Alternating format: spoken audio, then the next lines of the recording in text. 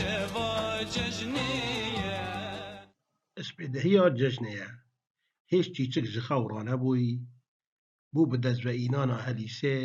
ewan sîtl û qazanên xwe helgirtîne û hatîne mizgefta Errehme li bajêrê Akirê. Helîse ji xaneyên Kurdewarî ye,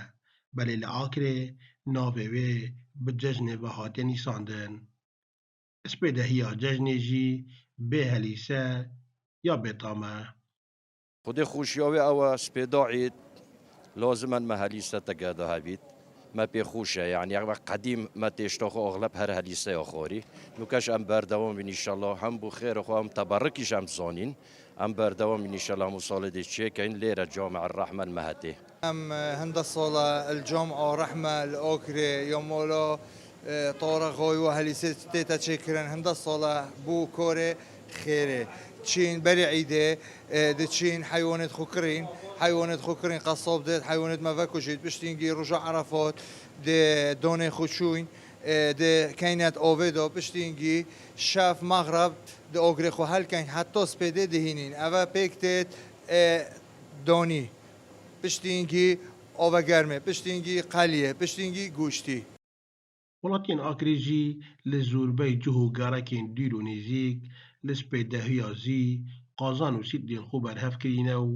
qesta Helîsê dikin. لقا خوشه و همون سال هم تینه لیره جامعه رحمه چید کردن خور نگا خوش و کردواری اگه لقا خوشه والله همو جیاتین دور برا همو جیات از خول کوچینه ایراتیمی همو ساله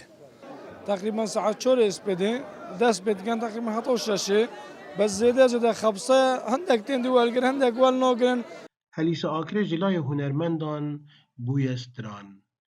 Her wiha bûye beşeka kultûrê cejnê li Akirê çûnke tam û çêja Helîsê li spêdehiya cejnê ya cuda digel hemû xwarinên dîtir.